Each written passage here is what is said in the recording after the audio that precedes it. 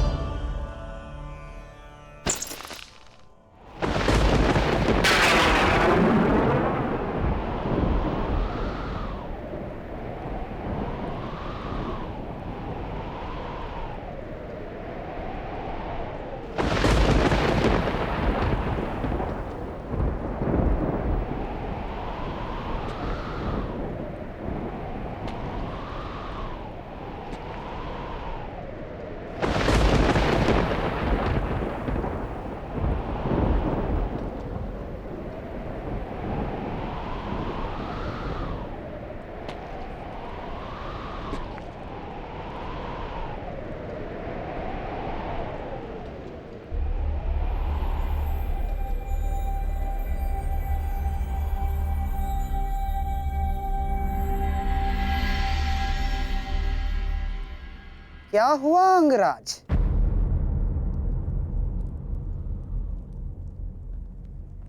सूर्यदेव से आप ये प्रार्थना तो नहीं कर रहे हैं कि वो उदित ही ना हो? अर्जुन को दिया वचन आपको पूर्ण करना होगा अंगराज। सूर्यास्त का बहाना बनाकर कहीं आज भी शत्रु को जीवित छोड़ देने का मन तो नहीं बना लिया आपने?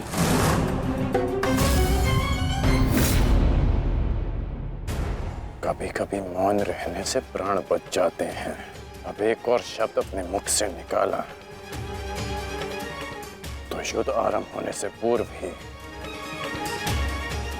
शत्रु से पहले मैं अपने पक्ष के किसी योद्धा का वध कर दूंगा। अंगराज, अंगराज आप क्रोधित क्यों हो रहे हैं? मेरे कहने का तात्पर्य केवल ये है कि आपके पुत्र वृषसेन की मृत्यु तो स्मरण है ना आपको? वृषसेन के हत्यारे अर्जुन का पुत्र ही आज आपका लक्ष्य होना चाहिए। बस मैं यही कहना चाह रहा था। कर्ण को स्मरण है मामा श्री।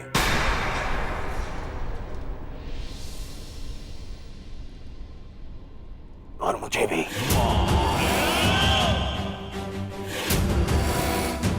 आज हम वृषसेन की मृत्यु और मेरे अपमान का प्रतिकार दोनों लेंगे। मैं केवल इतना जानना चाहता हूं कि इस प्रतिकार से पूर्व उस कौटे अर्जुन को मार्ग से हटाने का क्या प्रबंध करना चाहिए? उसका प्रबंध मैं कर चुका हूं मेरे होने वाले सम्राट।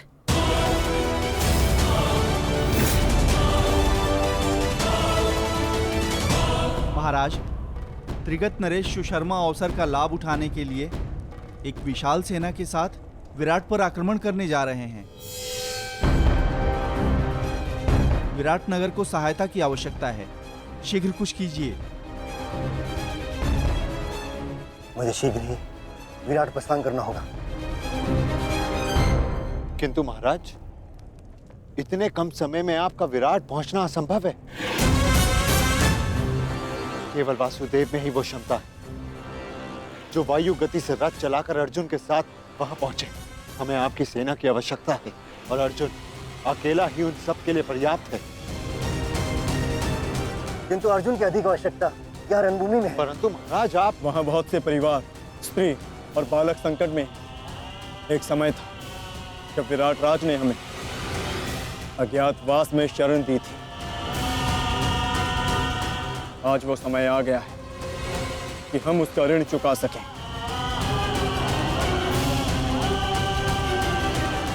और फिर अभिमन्यु भी तो यहाँ है। मुझे इस पे पूर्ण विश्वास है। और मैं आपको विश्वास दिलाता हूँ पिताश्री कि युद्ध भूमि में आपकी कमी शत्रु को अनुभव नहीं होगी। जब आप सुशर्मा का नाश करेंगे तो आपके पुत्र की शौर्य की कीर्ति आपका स्वागत करेगी। चलिए माता, विराट की ओर प्रस्थान करें। जैसी रथी की इच्छा और जैसी महारथी की आकांक्षा।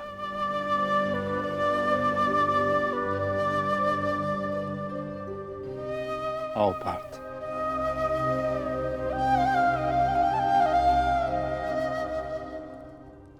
बधाई हो मेरे होने वाले सम्राट। अर्जुन रणभूमि छोड़कर विराट के लिए प्रस्थान कर चुका है।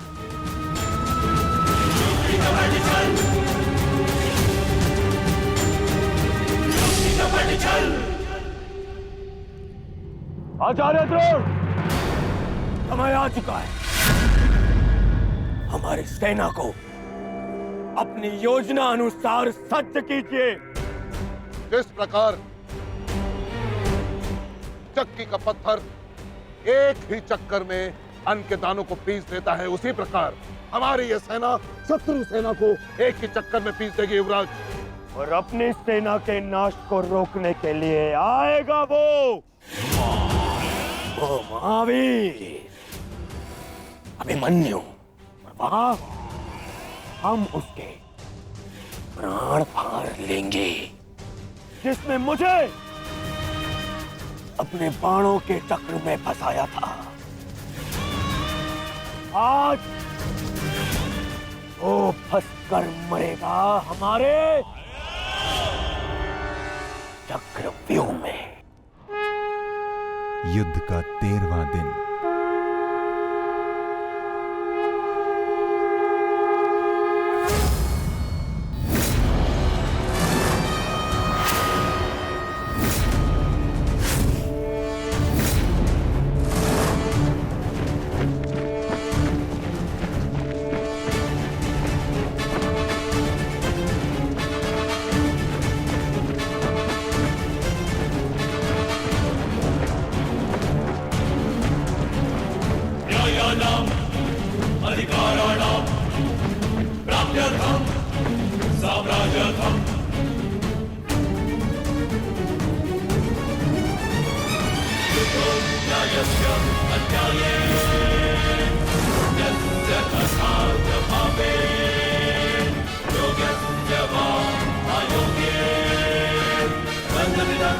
चक्रव्यूह। युधिष्ठिर, मैं कौरव सेनापति द्रोण चेतावनी देता हूं तुम्हें कि यदि तुम विजय प्राप्त करना चाहते हो तो इस व्यूह के भीतर आओ,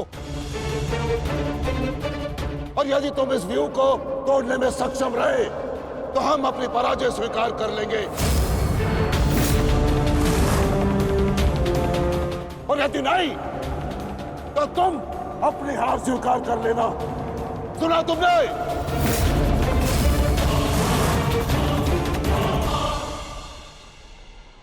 आचार्य द्रोण, हम अवश्य ही इस चक्रव्यूह को ध्वंस कर देंगे।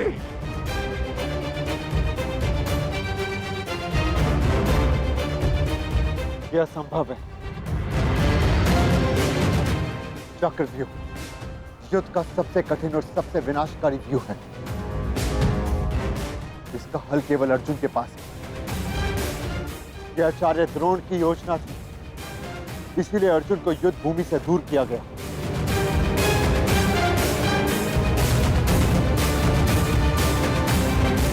कोई तो मार्ग होगा। मार्ग है।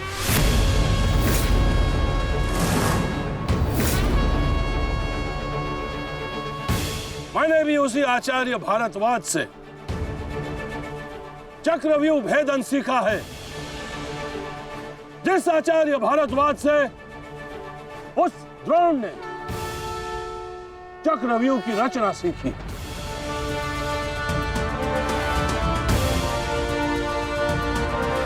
इस चक्रव्यूह का भेदन मैं करूंगा।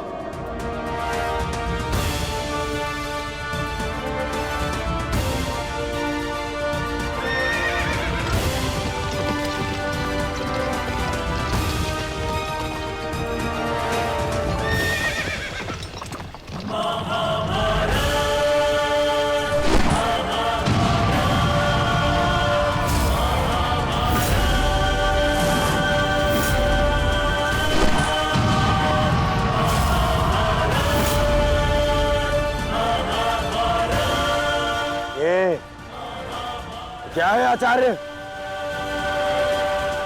पांचाल नरेश द्रुपद तो इस व्यूह को तिनके की तरह तोड़ते हुए आगे बढ़ रहे हैं। भूल गया मेघराज कि मैंने और इसी द्रुपद ने मेरे पिताश्री के आश्रम में इस चक्रव्यूह का अभ्यास किया था। तो अपने मित्र को रोकने के लिए कोई अस्त्र, कोई शस्त्र है आपके पास?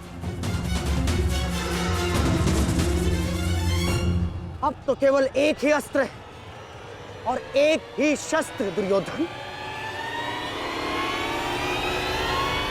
जयद्रथ!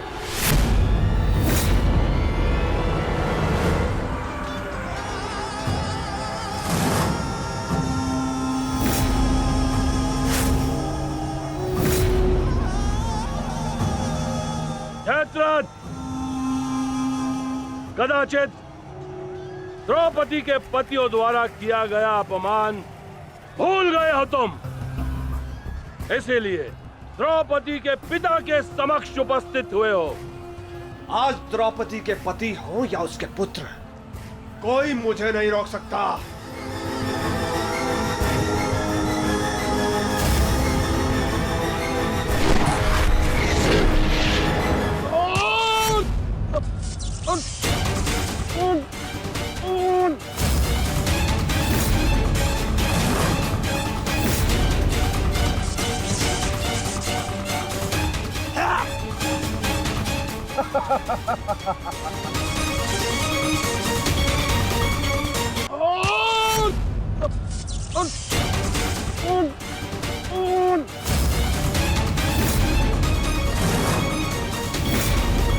आगे बढ़ो पांडवों, अन्यथा अपनी सेना का विनाश देखो।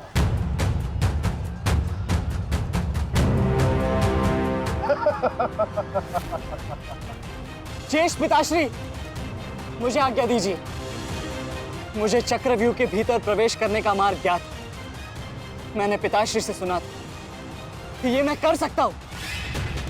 नहीं अभिमन्यु, मैं तुम्हें इसकी अनुमति नहीं दे सकता। धर्मराज ठीक कह रहे हैं। आचार्य ने कुछ सोच समझकर ही इस व्यूह की रचना की है। अब इसे शक्ति का सम्मिलित प्रहार ही तोड़ सकता है। मैं और भीम मिलकर प्रहार करेंगे।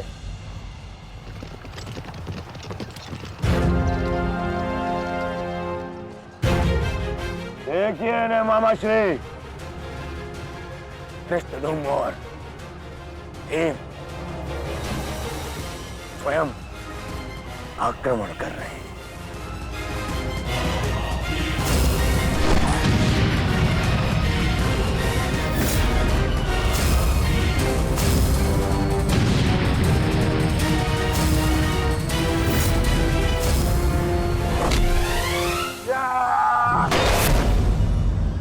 आज इनके हर एक प्रहार का उत्तर है जयद्रथ।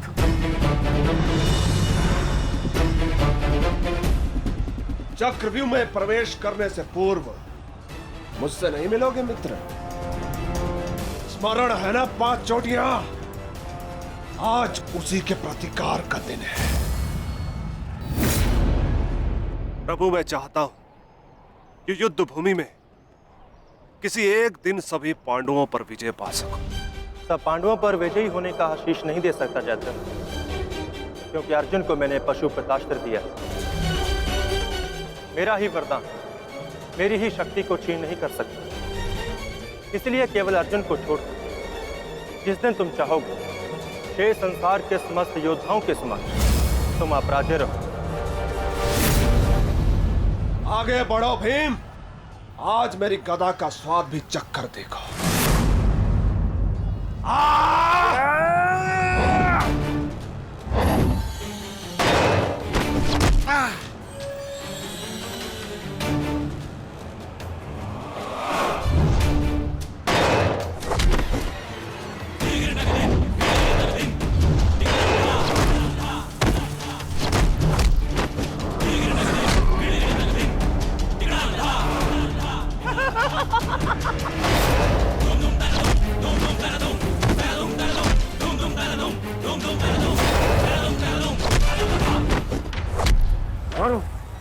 मारो से।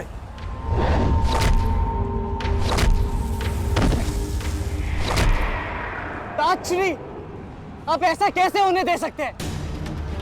ताजश्री भीम और मामा दृश्यदेव में शक्ति है, परंतु चक्रव्यूह को शक्ति से नहीं युक्ति से तोड़ा जा सकता है। मुझे आज्ञा दीजिए। नहीं पुत्र, भविष्य के लिए वर्तमान को दांव पर लगाया जा सकता है, परंतु वर्तमान के भविष्य को खोया नहीं जा सकता।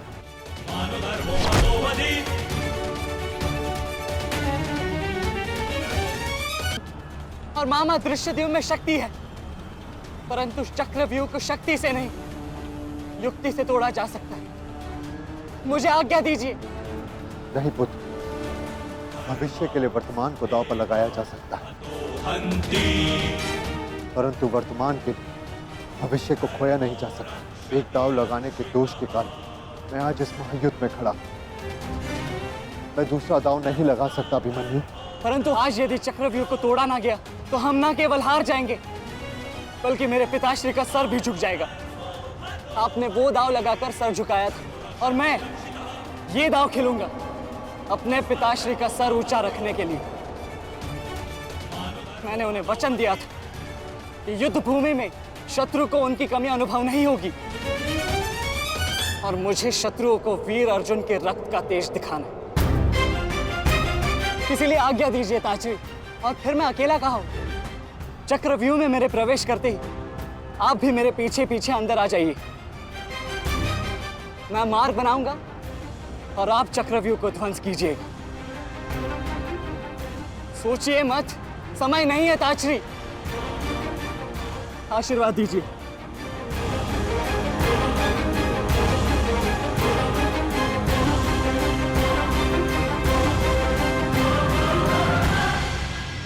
ठीक है पुत्र, किंतु सतर्क रहना, हम तुम्हारे पीछे ही रहेंगे। आगे बढ़ो।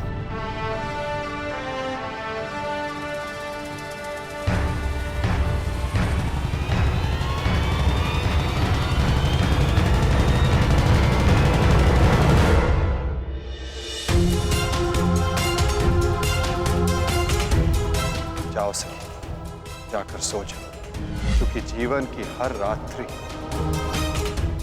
सदैव सोने के लिए नहीं होती।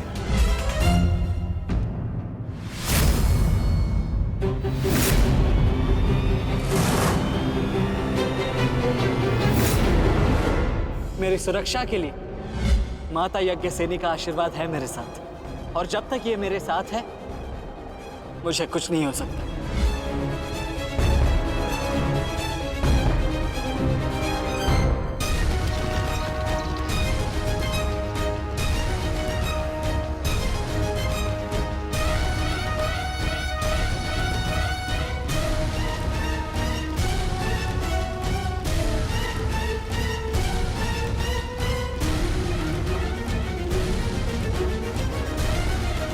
क्या हुआ माता?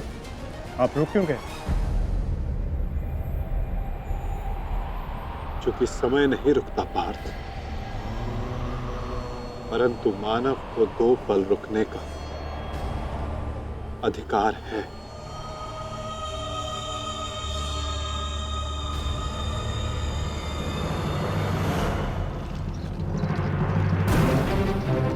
हैं।